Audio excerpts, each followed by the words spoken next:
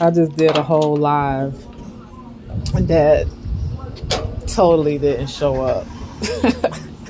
So I'm gonna have to start pre-recording my videos because Facebook on some dumb shit. But I just got home from church, and yesterday my mom told me that Miss Desiree passed. Miss Desiree was a lady that came to pick us up for church and Bible study on Wednesdays and Sundays. And Miss Desiree was on oxygen. She could barely walk from her car, which she would park right in front of the church, to inside the door of the church, which is literally maybe 3 steps, and then you go inside and there's the church. So from what I gather, and condolences to Miss Desiree, but just to see her suffering like that, and to know that the decisions that she made in her life contributed to her poor health, to where she had to have oxygen, and even with oxygen, it wasn't enough oxygen. She had an oxygen machine that she would use, but she would still be so out of breath. It's just like even moving her body to take 3 or 4 steps was like. And with Miss Desiree too, I saw, and it really broke my heart, but I saw how much faith. I was watching her one Sunday, and just how much faith she has in Jesus. And I just told Asha, I was like, man, these people have so much faith in Jesus. They're waiting on Jesus to save them. Yet they are making bad decision, bad choice after bad decision after bad choice. I had heard Miss Desiree, they were joking one Bible study and talking about how her sister wanted a Baconator from Wendy's, maybe even last week or the week before. And it's like, I know she got her a Baconator too. But yet she could not even barely walk without not being able to breathe, or with not being able to breathe, and you eating this stuff, and it's like Jesus can't save you. The choices and decisions that you make is what's going to ultimately be the consequences, whether they're good or bad. We can't expect miracles to happen, and we are, first of all, not loving ourselves, not being conscious of the decisions that we're making. Like, how can somebody save you when you're still eating a poor diet? How can you expect good health? Like, even to say, okay, Jesus is gonna heal you, boom, you heal, but you still eating the same shit, so you're just gonna get sick again.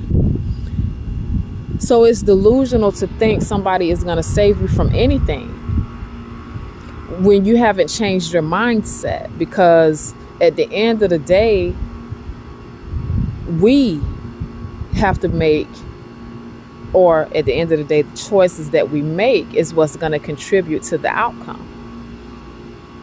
Or whatever we reaping, whatever you sow, which is the choices that you make, that's what you're going to reap. So if you're eating to live, then you'll have a healthy body. If you're exercising, then you'll be stronger, so on and so forth. But if you ain't doing shit, you just eating and laying around the house, what do you expect?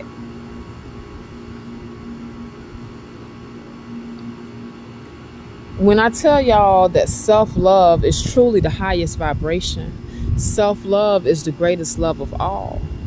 It really is. If you are not making good decisions for yourself, how can you expect somebody else to?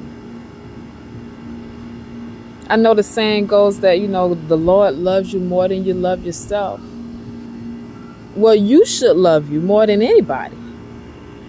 Because at the end of the day, even the Lord give us free will. So you can make up your own mind to love yourself, to put yourself first, to do what's best for you, to eat to live, so that you don't die and so that you don't have to suffer and not be able to breathe and have to be on oxygen because you're overweight or whatever the situation was. Because I'm looking at Miss Desiree, and she seemed a little overweight, but not enough to where she would be out of breath like that. So, and I never asked her. I didn't get a chance. I just got here and she's gone already. Like, I just got here, and not that she was waiting on me or that I even knew this lady, but it's like, damn, it's a reality check. You know, and I had to comfort my mom because this is her friend. And mom was pretty sad about it yesterday. And so, you know, like I've been telling my mama, you got to save yourself, baby. I know that you have a lot of faith in Jesus and stuff like, and I ain't said this to my mom like this, but I let her know, like, you have to save yourself. And I love her pastor because he brings it down to earth.